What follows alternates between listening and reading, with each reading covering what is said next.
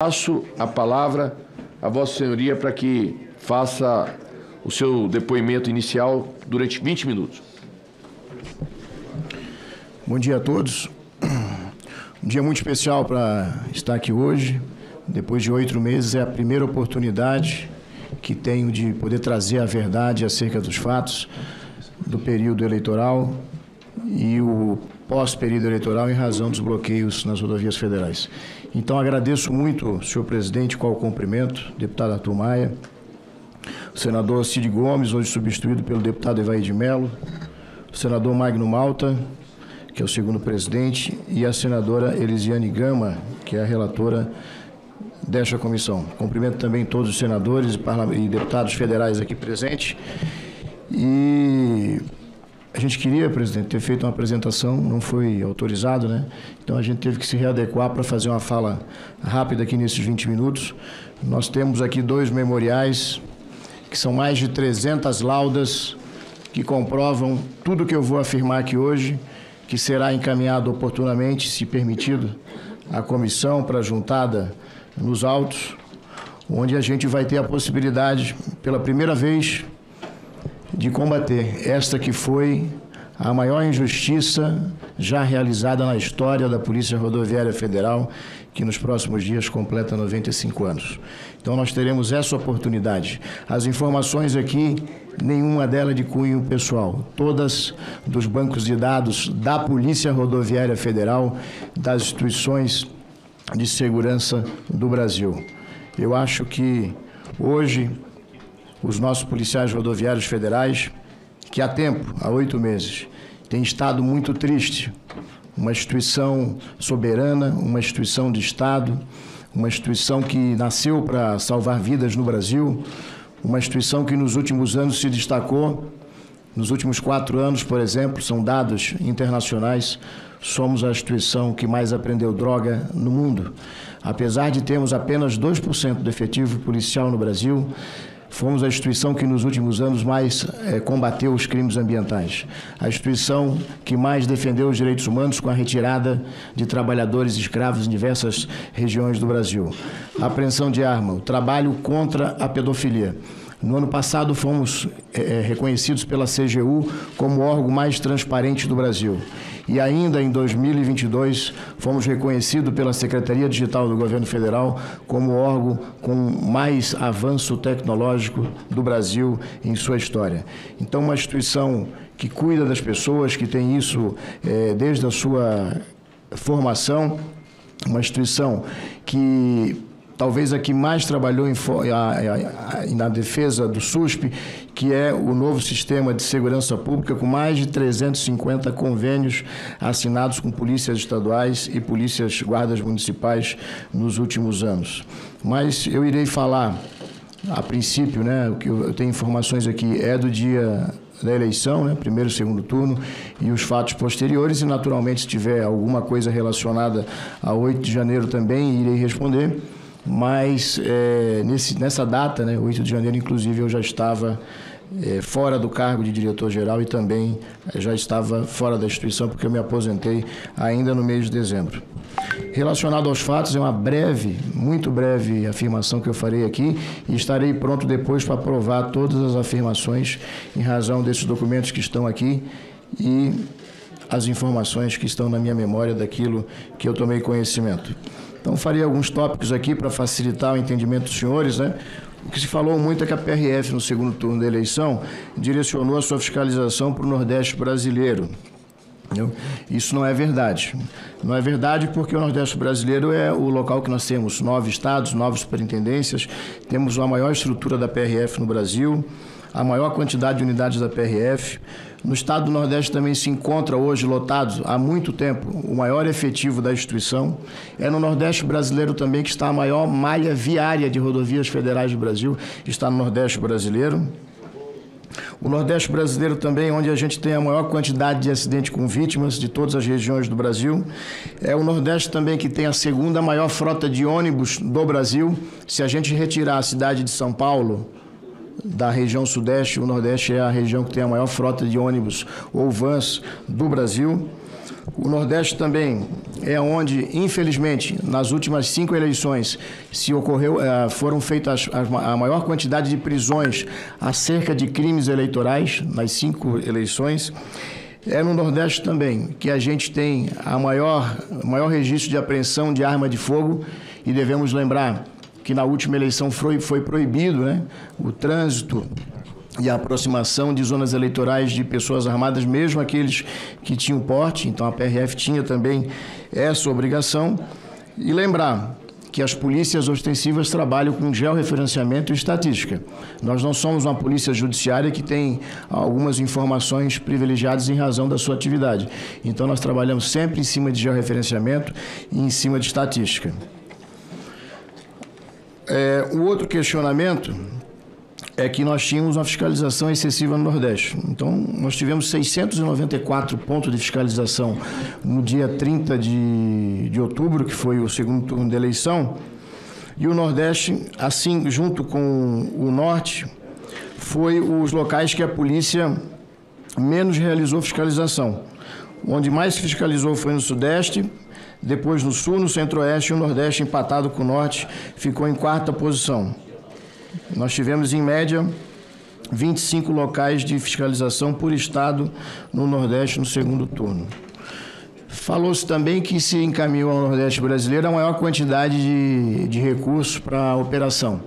Seria natural que se lá se encaminhasse o maior, porque se tem o maior efetivo, é natural que em número absoluto, quando você bota um percentual, você vai ter uma quantidade maior de pessoas a convocar, de viaturas para utilizar, mas isso também não é verdade. O Nordeste ficou em 3º lugar na média nacional do repasse de recursos. Reitero que todos esses recursos estão dentro dos sistemas do governo federal, que podem ser auditados, e em sua maioria que está aqui são fontes abertas. Se falou também que a quantidade de veículos naquela região foi a mais fiscalizada. Também não é verdade. Nós tivemos, em média, no Nordeste, 26,5 veículos fiscalizados, ou de 26 a 27 veículos fiscalizados por ponto de fiscalização. Tá? Então, o Nordeste ficou em 4ª posição, juntamente com o Sul, 26 veículos fiscalizados por ponto. Depois se afirmou na imprensa também que a PRF descumpriu a decisão do TSE. E aí é importante a gente esclarecer tudo o que ocorreu, porque, infelizmente, uma pequena parte da mídia brasileira não difunde as informações por completo. Então, nós temos 2 situações. Temos uma ADPF, que de relatoria do ministro Barroso, que autorizou todas as frotas municipais ou a serviço dos municípios e também ônibus de concessionárias, ônibus da área escolar, da saúde, que fossem autorizados a fazer transporte de eleitores no dia da eleição. Depois, os interessados na DPF fizeram nova petição e o ministro Barroso estendeu a utilização desses bens públicos ou concessionários ou a serviço desse para extralimite municipal e extralimite estadual, ou seja, intermunicipal e interestadual. Na véspera da eleição, por volta de 23 horas do dia 29 de outubro, o ministro Alexandre de Moraes, na condição de presidente do Tribunal Superior Eleitoral, nos encaminhou uma recomendação, vejam, às 23 horas do dia 29 de outubro, para que a gente efetivamente desse um cumprimento, né, daquela decisão anterior, agora com uma abrangência um pouco maior. Rapidamente, em apenas 2 horas, a gente já encaminhou isso, está aqui os documentos, todos encaminhados para todas as autoridades no Brasil, todas as superintendências em difusão, determinando o fiel cumprimento da decisão do ministro Alexandre de Moraes e ratificando a decisão da ADPF relatada pelo ministro Barroso. Então, nós fizemos imediatamente, não existe qualquer tipo de omissão por qualquer gestor da PRF em qualquer estado da federação. E mais, fomos à AGU, porque nenhum servidor do Poder Executivo pode cumprir qualquer decisão judicial sem um parecer da AGU. E a AGU disse, está aqui, cumpra continue a operação e cumpra a decisão. Ou seja, a polícia deveria continuar o seu trabalho de fiscalização de trânsito, o seu trabalho proibindo que armas, que também era uma decisão do STF, chegasse próximo das zonas eleitorais, fiscalizando também os crimes eleitorais. E foi isso que a instituição fez naquele domingo. Então, não existe até o presente qualquer registro, uma investigação da Polícia Rodoviária Federal, inclusive também sendo investigado pelo MPF e pela Polícia Federal, o registro de qualquer cidadão brasileiro, apenas um, que deixou de votar no dia 30 pelo um trabalho de fiscalização da Polícia Rodoviária Federal. Não existe nos registros que são auditáveis da Polícia Rodoviária Federal. E vale citar aqui que nenhum policial rodoviário federal pode fazer uma abordagem sem registrar. Vocês podem observar quando passarem por uma viatura, por um policial, algum deles estará com o celular na mão. Ele está registrando aquela abordagem. Então, tudo está devidamente registrado. Nenhum ônibus foi recolhido. Há de se destacar também, e o ministro Barroso destaca isso na sua decisão, que os ônibus eram para eleitores. Não poderia haver qualquer tipo de diferenciação do candidato A ou do candidato B. O parecer da AGU também vai nesse encaminhamento. Então, os nossos policiais estavam lá para garantir a segurança. E mais, neste dia, não foi registrado no Brasil nenhum acidente com vítimas graves, com ônibus ou vans, em razão desse trabalho que a gente fez e conseguiu garantir o deslocamento dos cidadãos aos pontos de votação. E mais, o segundo turno da eleição, pela primeira vez na história, foi o turno que a gente teve o menor número de abstenção. Aos tribunais regionais eleitorais, que trabalhamos em conjunto, no transporte e na segurança das urnas, a Justiça Eleitoral e o Ministério Público Eleitoral, em centenas de casos no Brasil, que fizemos a segurança de juízes e promotores eleitorais ameaçados. Não existe nos TRE do Brasil nenhuma investigação que fica demonstrado que a Polícia Rodoviária Federal descumpriu qualquer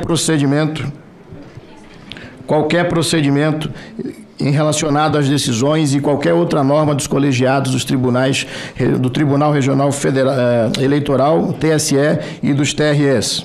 Inclusive, a Polícia Rodoviária Federal foi homenageada por mais de 10 tribunais regionais eleitorais após as eleições. E aí a gente encontra várias matérias comprovando tudo que eu estou falando aqui.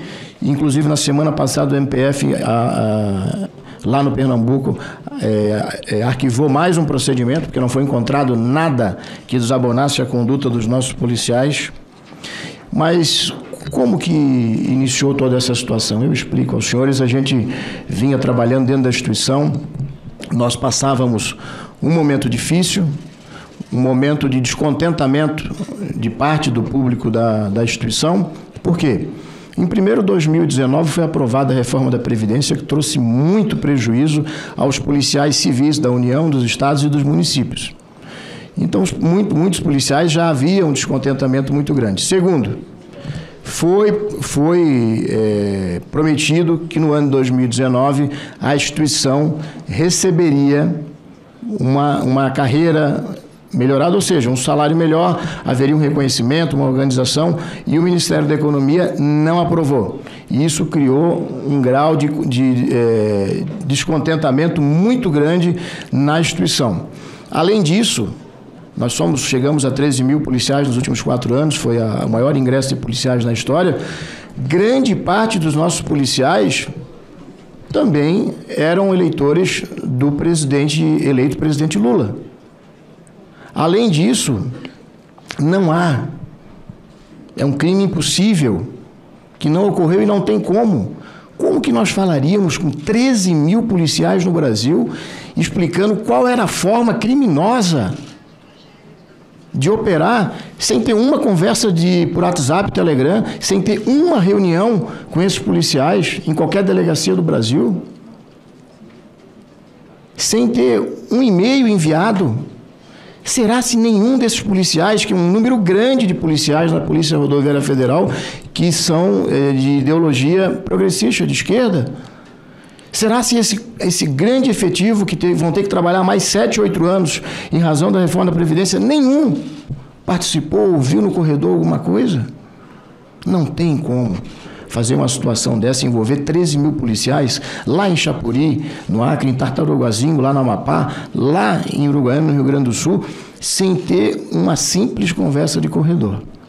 Eu tenho certeza, nossos policiais são honestos. Hoje, para passar no concurso da PRF, é mais de 1.000 candidatos por vaga. E na PRF ou em qualquer órgão federal, vocês podem ter certeza que ninguém consegue fazer uma trama dessa sem ser juntado provas, sem ter... Então, isso não existe. Isso não existiu. Mas é fantasiosa. Mas como que isso ocorreu? Está aqui. Nós temos aqui, o primeiro colega já foi à imprensa assumir em público que na manhã do dia 30 entrou em grupos de parlamentares dos partidos que apoiavam o presidente Lula, o candidato à época, agora presidente Lula, entrou em grupos de policiais de um grupo que se denomina antifascistas, entrou em grupos... 4 minutos. Falta 4. Da sua universidade, enfim, e começou a espalhar essas informações, e isso foi disseminado rapidamente, com 3 matérias que se destacaram, e a gente foi investigar. Um era o prefeito lá na Paraíba, Caeté, né? Caeté. Desculpa, eu não lembro, está aqui o nome da cidade. Cuiuté. Mentiu descaradamente e já foi processado. Até o nome ele mentiu. Inclusive fez campanha política, que é crime, num local que os policiais ficaram por 39 minutos e um dos veículos que estavam lá era do juiz da comarca que foi lá conversar com eles. Mentiu descaradamente esse cidadão.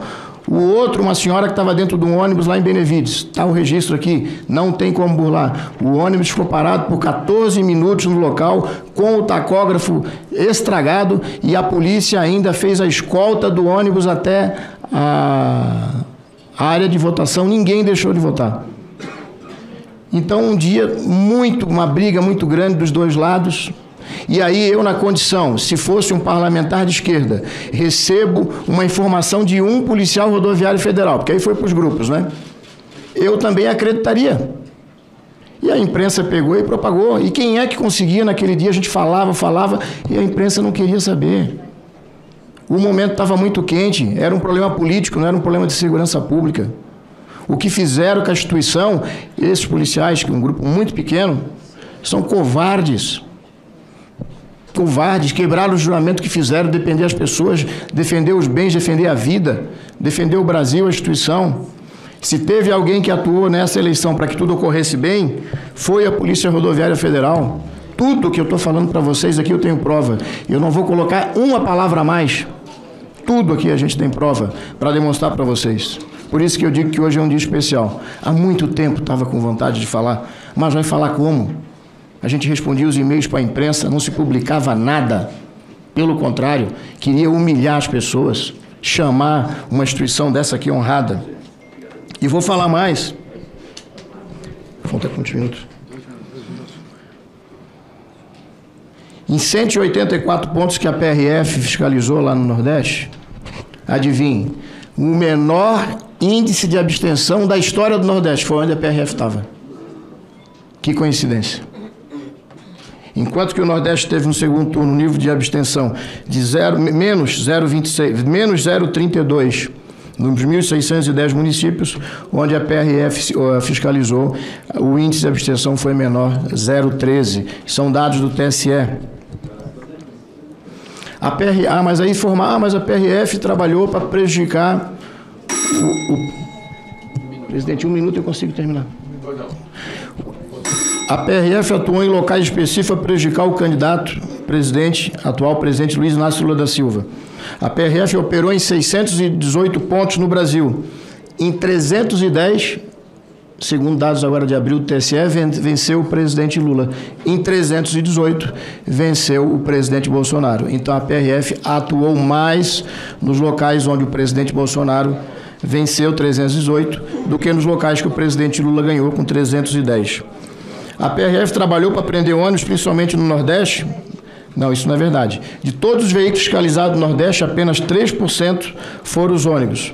Dos 1.754 municípios do Nordeste, a PRF recolheu no dia 5 ônibus. Um motorista sem carteira, tem como deixar embora uma situação dessa? Um ônibus sem para-choque, imagine um ônibus com ele na traseira de um caminhão sem o para-choque. O que ia acontecer?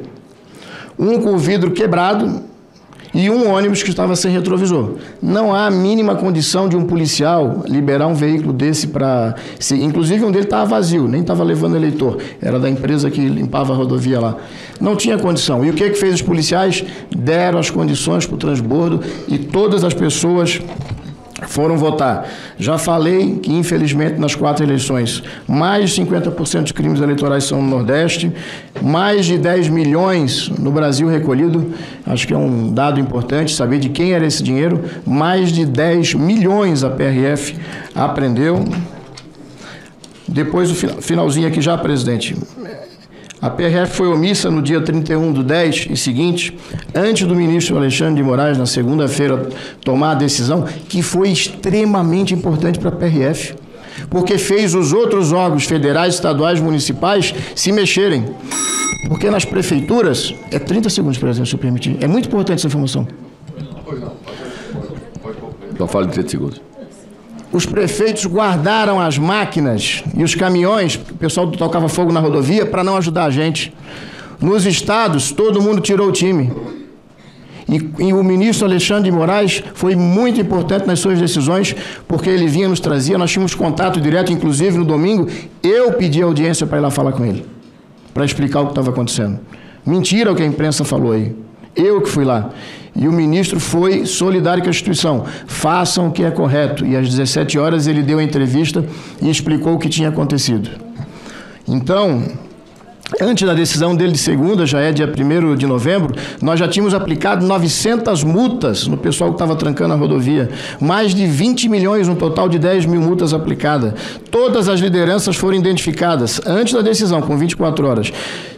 De 50 pessoas, 5 pessoas foram presas. 150 locais foram interditados, desinterditados em 24 horas, num total de 1.300. A greve de 2018, quando o presidente Temer fez uma GLO, foram 270 pontos. Nós chegamos a 1.300. E isso não existe na história mundial. Isso aqui é científico, está aqui, ó, um registro com 1.300 pontos. Nessas 24 horas solicitamos interdito probitório para a AGU tomar as providências da Justiça Federal. E convocamos, fechamos a Superintendência, a Academia Nacional, as nossas delegacias e colocamos todos os policiais nas estradas e conseguimos vencer aquela grande luta, muitas vezes sozinhos. Muitas vezes sozinhos. Eu poderia ficar aqui 3 horas falando, porque a gente tem muito nada para falar. Obrigado, presidente, obrigado, relator, aos demais membros da mesa, senhores senadores e deputados federais. Então, senhor Silvinei, gostaria que você me dissesse o seu nome completo e também a sua formação acadêmica.